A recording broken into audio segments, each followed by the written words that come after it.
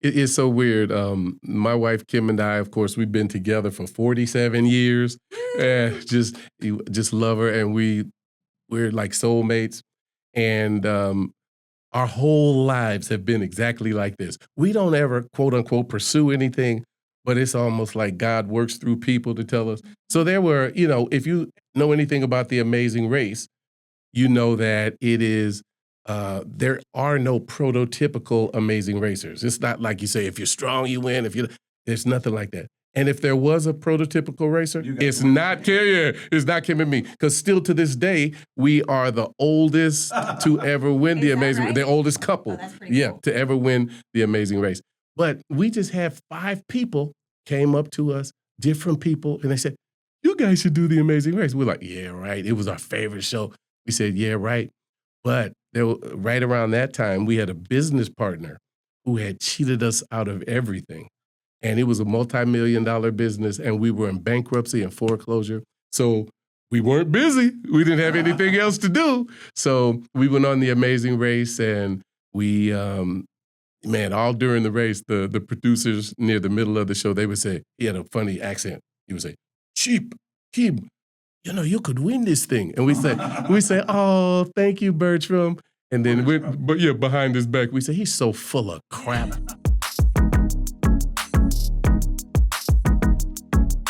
Hey everyone, welcome to the Next Level Living podcast. I'm your host, Summer Blazer, with my co-host, Corey Neubauer.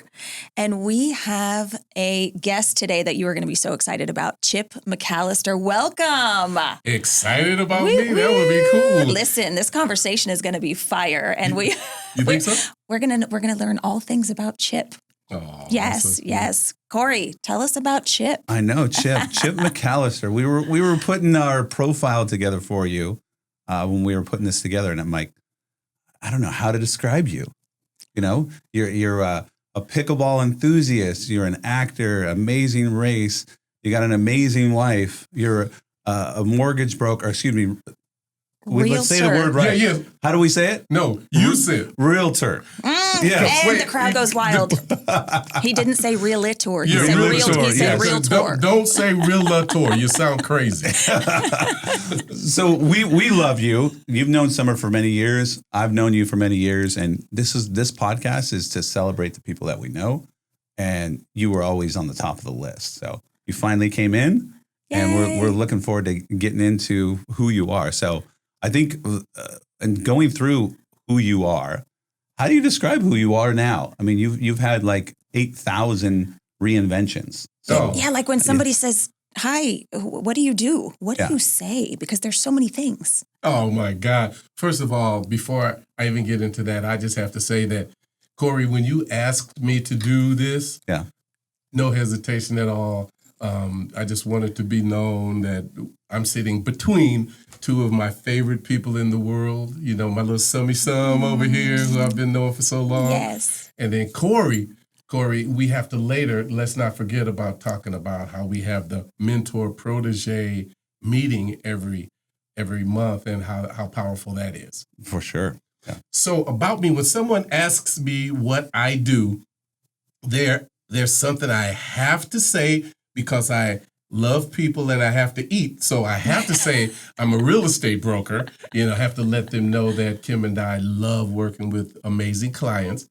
However, my passion, God, I got chills thinking about, I'm a pickleball ambassador, baby. I love pickleball. You've gotten bit by that pickleball you really have. thing for sure. Oh, my God. And not just a little. Oh, my God. It's just I get texts from you in the middle of the night. What about this idea? What about this? This is the greatest thing since sliced bread, which I love that passion, right? It's anybody that's passionate about anything that you can connect with people that's got to help with your business.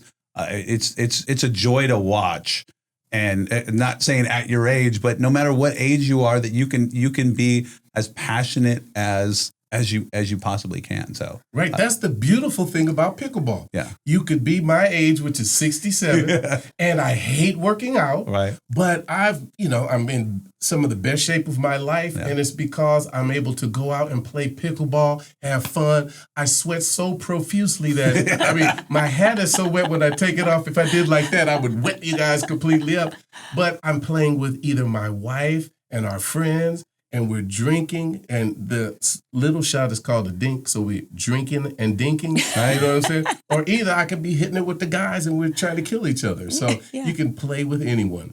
Oh, I love that. And it seems like that has really brought so many different types of people together too. Because before it's like, hey, if you're a tennis pro, you can play with other tennis pros. But to your point, you have fun with anybody. And I see people that are 20 years old or kids up to 66. Well, but I'll tell you, when you do play pickleball, you'll find that it's the community too that is so wonderful. That's what really has me really hooked.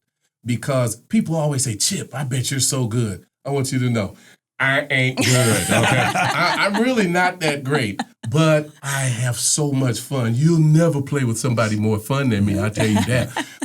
And that's the thing, you guys. Do you mind if I tell you about something that's so amazingly special? I don't think we have a choice. Tell us. No. If you would have said no, then I would. But Corey, your motto is don't ask for permission. Mine is give a fake ask for permission. Right.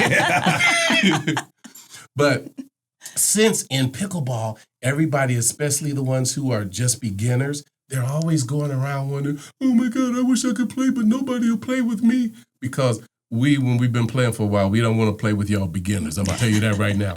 But I used to be a programmer in one of my lives, Wait, we didn't even get that down. Yeah, no, we didn't put down. I've done a billion. I think we need like a part 2 series for this. Like, if we're going to talk about what you've done. So, but go, please. But for the last month and a half, I and my team have been writing an app that connects people in such a way.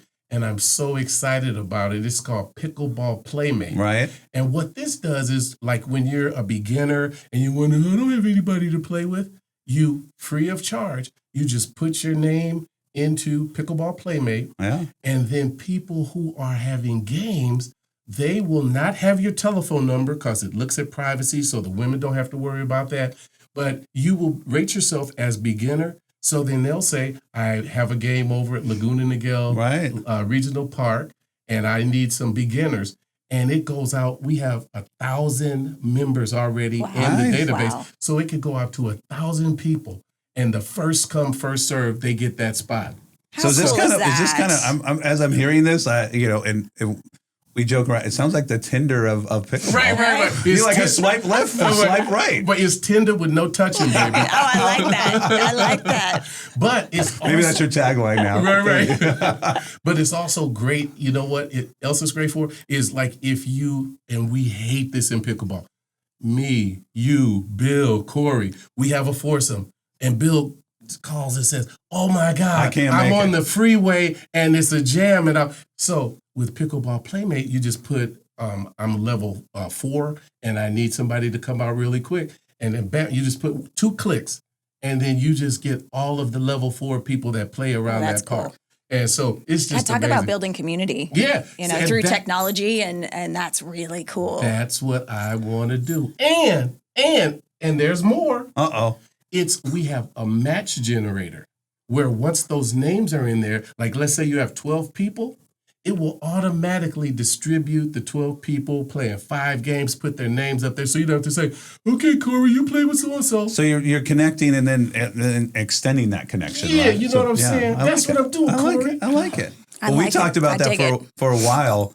So I'm excited to see that you're putting that into the program. So that's fun. Excited. So, yes. I mean, I want to talk about the Amazing Race, because we got an Amazing Race winner. Yes. Grand prize winner right here sitting next to us. I mean, when you and Kim were talking about doing this back in the day, what sparked that? Were you a fan of the show and you're like, hey, let's submit a tape for the audition? Like, how did that whole thing look? It is so weird. My wife, Kim, and I, of course, we've been together for 47 years. Woo! And just love her. And we're like soulmates. And our whole lives have been exactly like this. We don't ever, quote unquote, pursue anything, but it's almost like God works through people to tell us. Mm-hmm. So there were, if you know anything about the Amazing Race, you know that it is, there are no prototypical amazing racers. It's not like you say, if you're strong, you win. There's nothing like that. And if there was a prototypical racer, You guys it's wouldn't not be. it's not Kim and me. Because still to this day, we are the oldest to ever win Is the that Amazing right? The oldest couple. Oh, that's pretty cool. To ever win the Amazing Race. But we just had 5 people came up to us, different people, and they said, you guys should do the Amazing Race. We're like, yeah, right. It was our favorite show. We said, yeah, right. But right around that time, we had a business partner who had cheated us out of everything.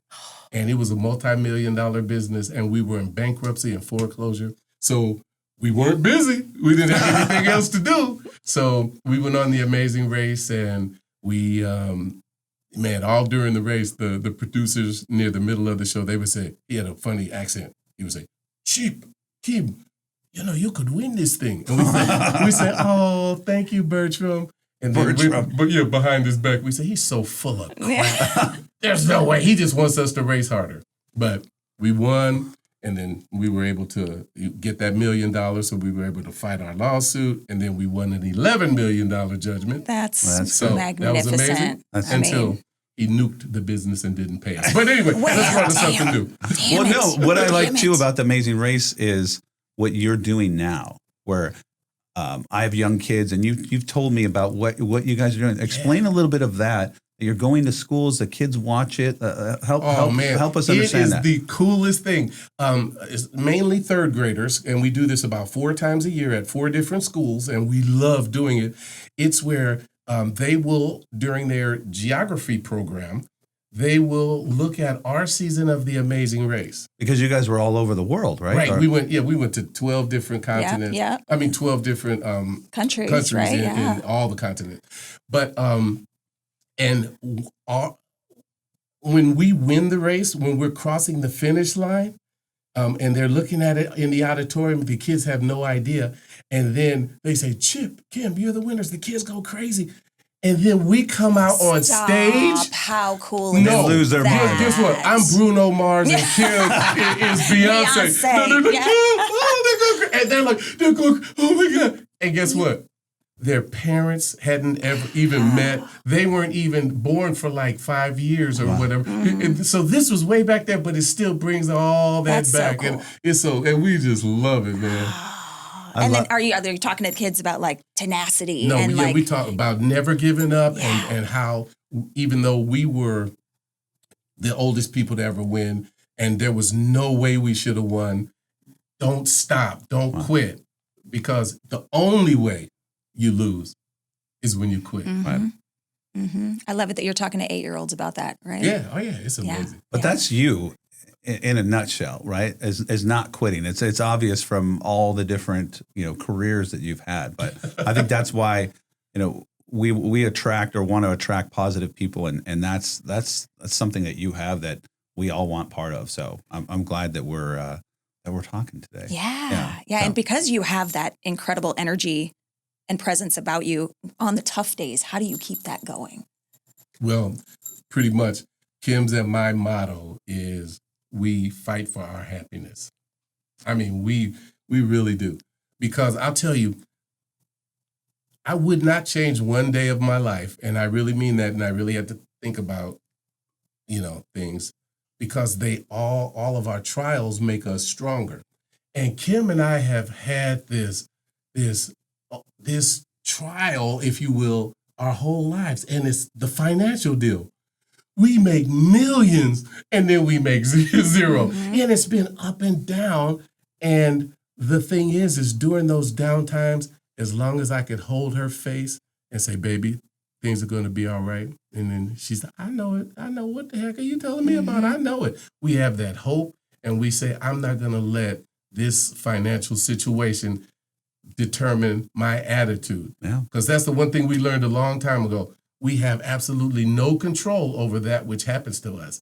Like right now, I would never do it. But if something happened where I accidentally knocked you over, I have no control over that. You have no control over that. But you have total control over your attitude towards that which happens to you. Yep. So we choose to be. And your attitude is infectious. I mean, everybody, you got to get some Chip, just like you got to get some Summer. Some Summy Sun. Now that's what you got to get is some Summy Sun. That's fire. Yeah, for sure. So no, it's it's been a joy to get to know you. You're always so supportive of our kids as well. Luke, yeah. Ava. Yay. And before we were talking about it, you were asking, so what were you going to ask? Before we started filming, we're like, wait, let's hold on. Yeah. No. You always have the best. You have some Ava stories, but you always have the best Luke stories. Do you have one for us? I do, of course. Oh, Yes, all right. of course. I mean, it's Really? Luke. It's Luke. Yeah. So our son Luke's got there's some challenges, but the gems that come are just so impressive. So this latest one, he wanted to do track and field. My son's 10 years old, not a strong runner at all, right? But he wants to do it. So he's practiced, and a week or so ago we had a track meet. And he decides he's going to do 3 different races. And the first one is the 1600, which is 4 laps all the way around, right? Yeah. Takes off, not the fastest, right? In the back. By the 3rd lap, he got lapped. He literally got lapped, right? Yeah. So all the other kids are running that fast, right? So they finish, and he still got to go through the finish line and come all the way around, right? So we're like, oh, this is going to be tough, right? So he comes around, and he's coming around. We're at the school, big bleachers. And someone goes, "Go, Luke," and starts clapping. And next thing you know, the whole thing, everyone's cheering him on. And he's, instead of running towards it, now he's, it's like a victory lap, right? And I'm like, no, you got to keep running, right? I'm up in the front. So he finishes the race. He's just beat, drinking his water and whatever. And I just asked him afterwards. I'm like, hey, how's it going? You have a couple more races. You feeling confident about those? And, about winning or whatever. And he's like, well, yeah. I'm like, well, you can't always win. He's like, well, you really don't want to come in first. He's like, because if you come in first, it only feels good for like 15 seconds. Perception, baby. And I'm just like, and then he goes, I got the biggest applause. Oh, right? That means He's like, everybody else just ran.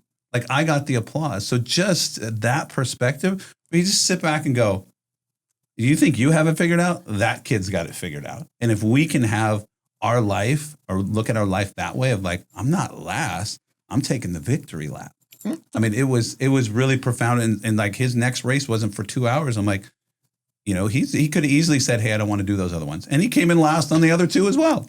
But just to have that type of perspective is just like, I wouldn't change that. Like it's such a gem. And yeah, I tell Chip different stories of different things where it's a different perspective, and it's so cool. It is so cool. What you just said right there, that really touched me. Yeah. This dude, Luke, gets it, man. Yeah. That it's the truth, man. Yeah. That's wow. Yeah. That because I tell that story, and when I say, oh, he came in last, everybody goes, oh, like he's gonna be disappointed. And that's what we all expect, right? Like, oh, you came in last. Like, last isn't always a bad thing.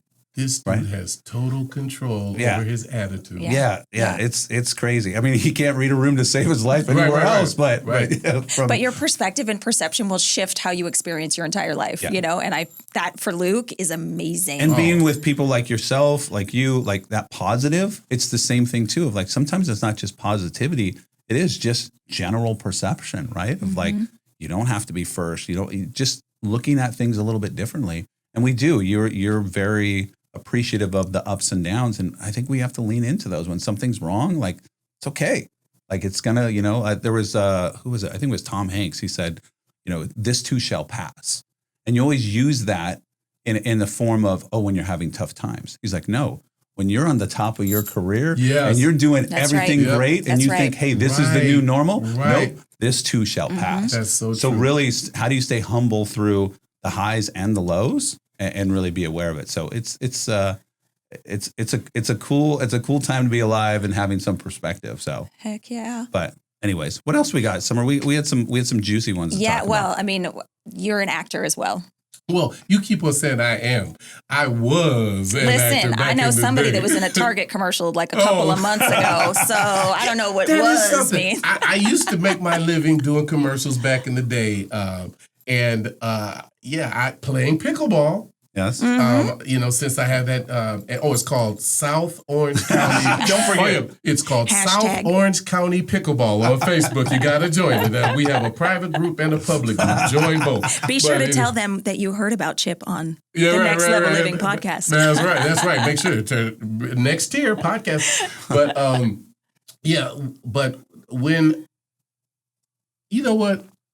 See, that's the 67. Yeah. Oh, I was about to roll, but Summer said something funny, kicked in. What was I saying? It's a Target commercial. Oh, the Target commercial. Yeah. No, I was just joking. I knew about it. What are we putting in here? Right. No, but with the Target commercial, just playing pickleball so much and being on South Orange County Pickleball, somebody saw me and said, Chip, you need to try out for this Target commercial. No. Sorry, you need to try out for this commercial. Yeah. So then I said, commercial? What the heck? I don't know this commercial. I don't know about trying out for that. I said, it might be somebody that just made up something, Joe, and it's going to be in his garage or something like that. So anyway, I did an audition video that my son CJ put together for me. We sent in the audition video, and we got a commercial audition. And when I showed up at the audition, it said Target up there. And I got the commercial and playing pickleball out there. Yeah, Chip. I was only in there for 1/4 of a second. Guess what? But you were still there. get paid the same money. Paycheck, yeah. So that was really great. Yeah. Yes. No, I know, but you've done so many different. I mean, the Muhammad Ali stuff that you did way back in the day. There's so many interesting things that you've done. I seem to always, no matter how much time I spend with you, I still get a new story or a new thing. I mean, you got. You have a long journey already. So, but what's next? Seriously, if you haven't heard by now, it's Pickleball Playmate, baby. No, Corey, I am so excited about Pickleball Playmate because I think that's going to really connect people, not only in South Orange County, because people can put in their own courts, and this is going to go nationwide. I'm telling you here. I'm telling you here. Right. No, I love that. And right, it's a physical aspect of getting out and connecting with people, right? We're so connected with technology, but that's, you set the phone down and now you're going to have that interaction. And you, like you said, the dink and sip or sip. Yeah, right. Yeah. Drinking and dinking. Yeah. There's nothing better than that. Yeah. And the beautiful thing about it is it's most of the apps out there, all of the other apps, you have to either have an app or you get your telephone number has to be published. Yeah. But this one, your telephone number stays public. I love it. It's a way of communicating. I love it. So what else we got, Sam? We got, I think we should do the lightning round, questions. You go, girl. What do we got? Are you a morning or night person? That is so weird. I'm neither and both. It depends on the day. Okay. Because I kind of feel that. I kind of vibe with that. But today, since I knew I was coming to see my peeps, I was a morning person. Right. But when I'm out partying, when I was over to the house and we were partying for Bill the other night. Hey. Wait, speaking of the party for Bill, what happened the other night with your hubby? What you mean? That was such a great party that we had. Listen, so my husband just retired, and I'm like, we are too young to be retiring up in here, but he did it anyway. Well, he's 40 years older than you, so. Obviously. So we threw a surprise retirement party for my husband. You got him good. He's an introvert. He doesn't like to be the center of attention. So it could have gone one of two ways, and it kind of went both. So when he first walked in the door, he immediately turned around and walked right back out the door when everyone started screaming and yelling happy retirement. Chip caught it all on camera, and when he came back in, listen, he was so excited and humbled and touched that everyone came together to celebrate him, and he had the best day. Yeah. This was a week or two ago, and he's still talking about it. He was kind of emotional, but he doesn't want to admit it, but he was like, y'all care for me. So now, daily he's golfing, driving range, and calling me, going, what you doing? I'm like, honey, I am working. What you think I'm doing? Day. Yeah. Yeah, good times. Have you ever thought about retiring, or are you just in love with all of the things you got going that you... Well, here's the deal. I told you about the financial ups and downs. Yep. Right. And the market is as such that we're not thinking about retiring next week. Yeah. But I'll tell you, if I did retire right now, let's say I had $100 million in the bank right now. Yeah. I would be doing the exact same thing. Yeah, I hear you. I would be doing the exact same thing.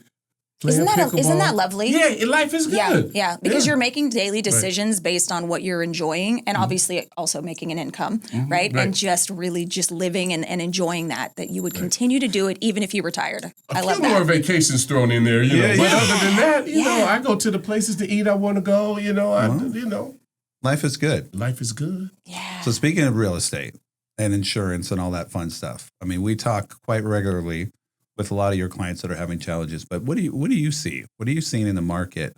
Like give some of your words of wisdom of what's transpiring right now. Well, actually, what I'm seeing is I go to the broker preview every week, and that's where we meet at this Ballpark Pizza in Laguna Niguel. And it used to be, before the pandemic, there were about 50 to 60 homes that we would go out, or we would, see on the listings that came out for that week, and we would be able to go and see them. Now, since the pandemic and since this uncertainty of what's going on and since the interest rates and all that, we have not hit in double digits this entire year. Wow. It's been 8, 9, well, maybe a couple of times, maybe 10. But from 50 to 60, so that's pretty much how it is. I have 2 listings right now. They're in Los Angeles.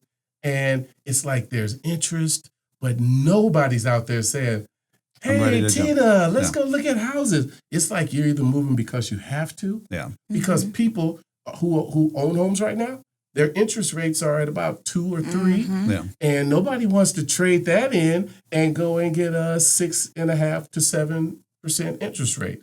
And then let's not even talk about insurance. Yes. Oh my God. It Check, put please. insurance and taxes. Right. So I have a question I want to flip on you. Yes. What you got? How are you guys doing insurance-wise because of this? Is it tight for you guys too, or is this like the best thing that ever happened? Like pickleball is the best thing for chiropractors. Nice. I think, it's a hard market, right? So yeah, just like you're experiencing that same situation with interest rates and challenging, right?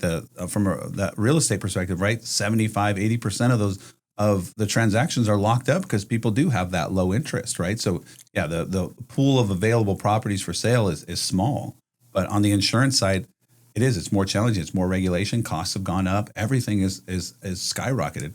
It's kind of like the mortgages, right? Like, look at what you're paying from just a few years ago to now. It's not 20% more. It's 200% more. That same rate. So we're having the same challenges with that. It's just, you have to be more proactive. You have to, turn over every stone, and you have to do, the hard work, because it is just like you're working harder for each transaction. The expectations higher.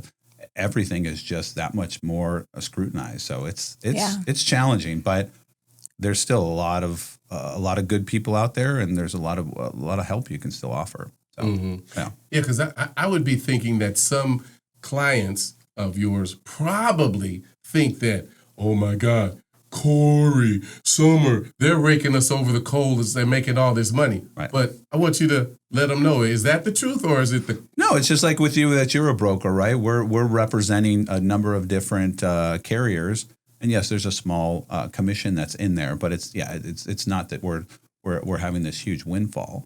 And we're doing whatever we can to try to get as creative as possible to save our clients as much money, just like you would. I mean, we're all in a service business at the end of the day. So service is important, and communicating with your clients and understanding their needs and anticipating their needs, and then educating them a lot of times on what they don't know.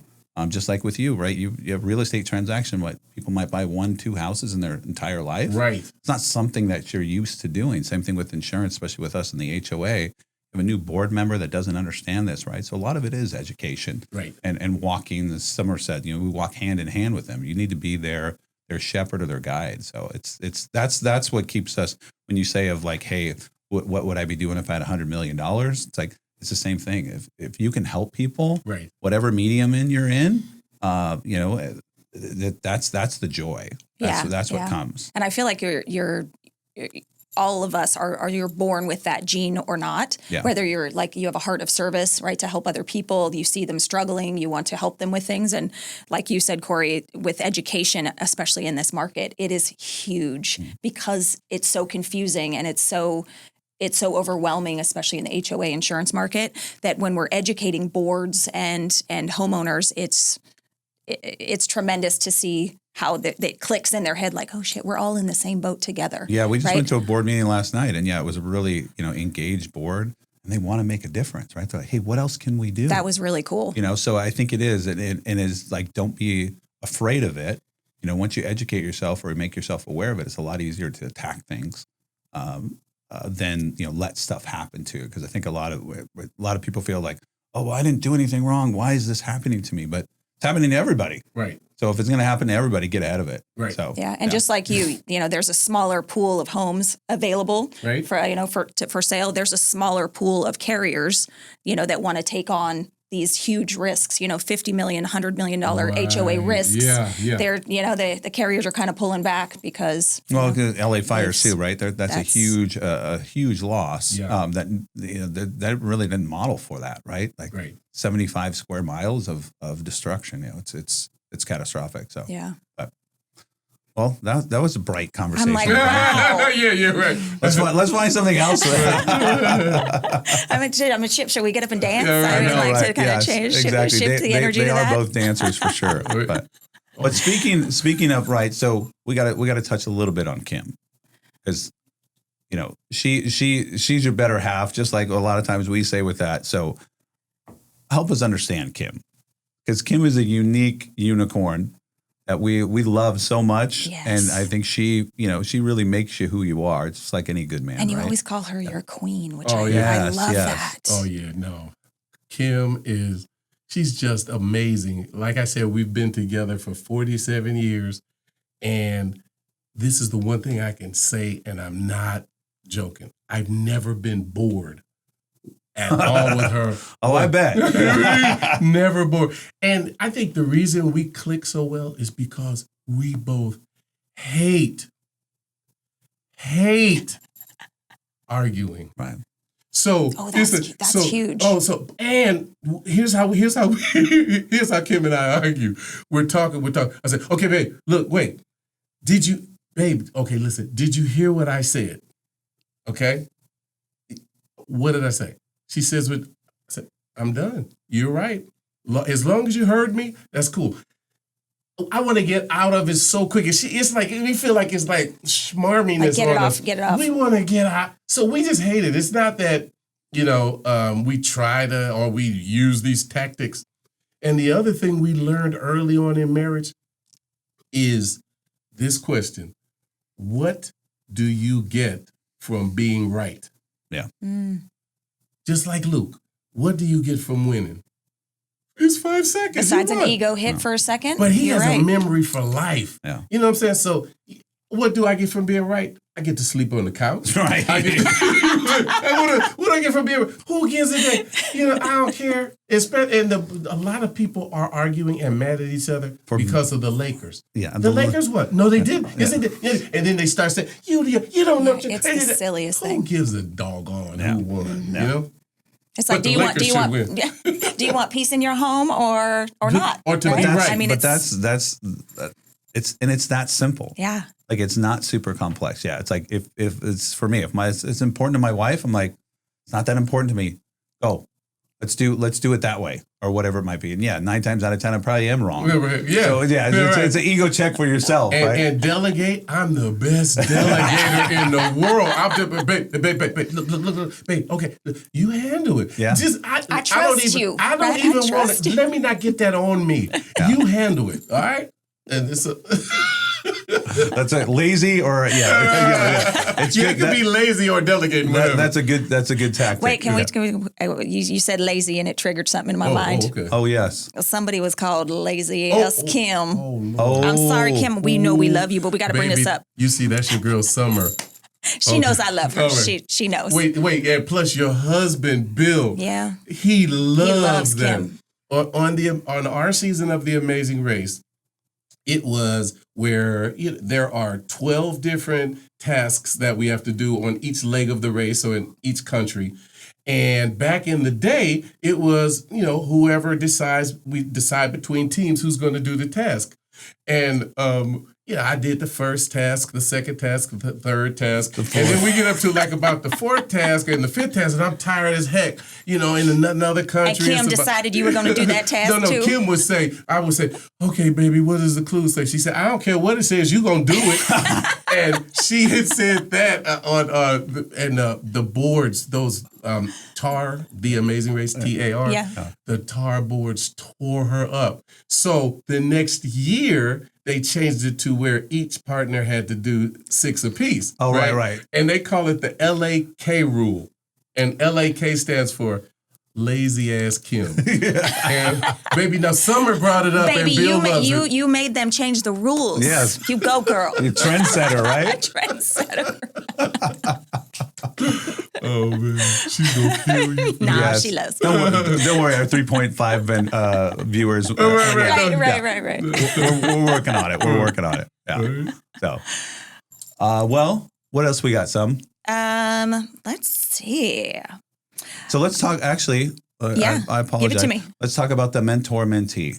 Oh, yes, what you two do. Yes. Well, the mentor-mentee deal that you and I came up with, Corey, it's changed my life in such a way that you better not mess up, man, because you're one of my top guys, man.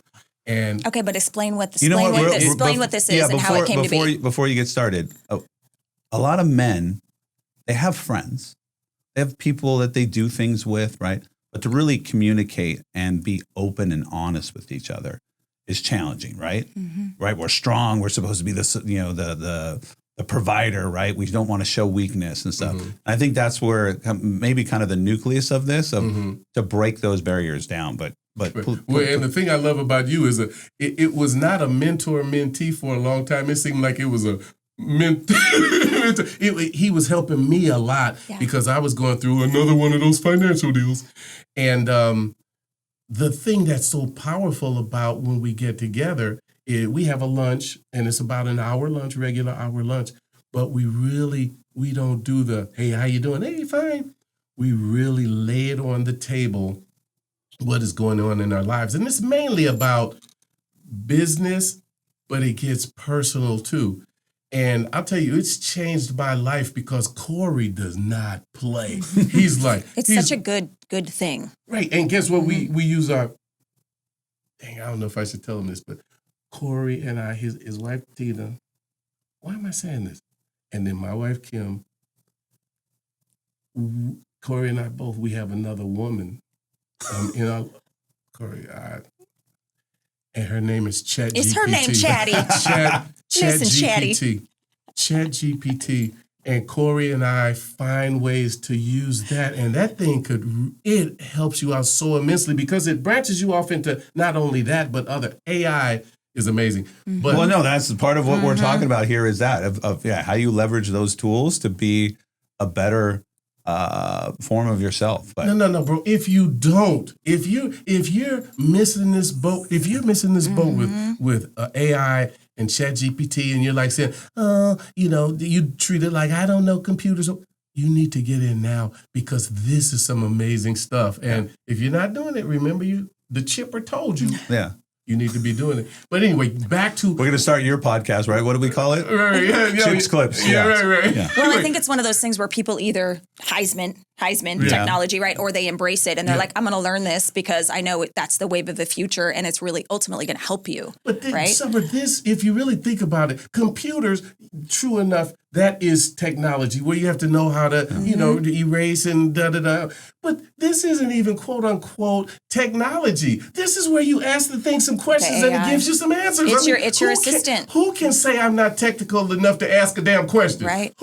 Right. So I'll give you one too, because I was with a friend yesterday and their son was having some challenges with a book report and some other stuff. I said, ask ChatGPT.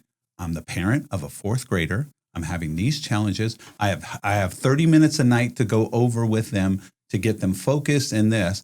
And it put out it's all about how you plan. ask the question. Right. So to your point of like, it's not just asking for data, it's a methodology. It's how to approach things from a business perspective, right? We could say, hey, I'm trying to get to this client and portray this. Can you help me? Corey, are you typing that? No. He's not typing it. He's just I talk to, and the way I talk to, I say, okay. I talk to it like this. I say, okay, here's the deal. Right. Here's what I need you to do right now. Yeah. Do you understand that I'm under a time crunch? Yeah. And they say, okay, Chip, we're waiting for you. Mm-hmm. And I have at my fingertips or at my voice, I have millions. I have experts. Socrates. Yeah. I have Aristotle. I have everybody in the world. Yeah. You know?